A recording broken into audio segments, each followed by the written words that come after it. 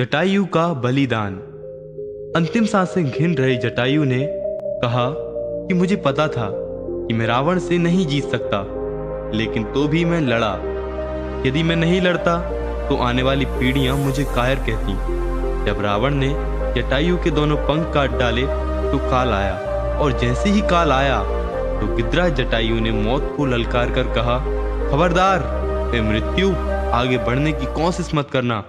मैं मृत्यु को स्वीकार तो करूंगा, लेकिन तू मुझे तब तक नहीं छू सकता जब तक मैं सीता जी की सुधि प्रभु श्री राम को नहीं सुना देता। मौत उन्हें छू नहीं पा रही थी, कांप रही थी खड़ी होकर। मौत तब तक खड़ी रही, कांपती रही। यही इच्छा मृत्यु का वरदान जटायु को मिला। किंतु महाभारत के भीष्म पितामह 6 महीने तक बाणों की सैया पर लेटकर मौत का इंतजार करते रहे। आंखों में आंसू हैं, रो रहे हैं, भगवान मन ही मन मुस्कुरा रहे हैं।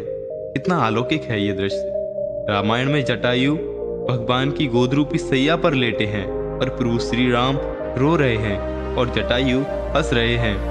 वहां महाभारत में भीष्म पितामह रो रहे हैं और भगवान श्री कृष्ण हंस रहे हैं। भिन्नता प्रतीत हो रही है ना, या नहीं?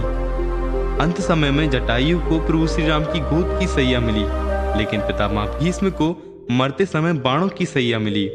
जटायु अपने कर्म के बल पर अंत समय में भगवान की गोद रूपी सैया में प्राण त्याग रहा है, प्रभु श्री राम की शरण में, और बाणों पर लेटे लेटे पितामह भीष्म रो रहे हैं। ऐसा अंतर क्यों? ऐसा अंतर इसलिए कि भरे दरबार में भीष्म पितामह ने द्रौपदी की इज्जत को लुटते हुए देखा था।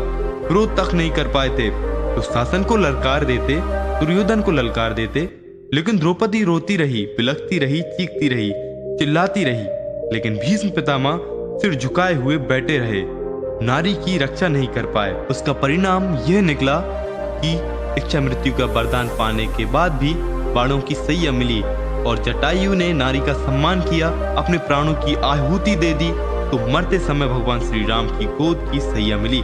जो दूसरों के साथ गलत होते देख के भी आंखें मूंद लेते हैं, उनकी गति पितामह भीष्म जैसी होती है, और जो अपना परिणाम जानते हुए भी औरों के लिए संघर्ष करते हैं, उसका महात्म्य जटायु जैसा कीर्तिवान होता है। इसीलिए सदैव गलत का विरोध करें और सत्य का साथ दें।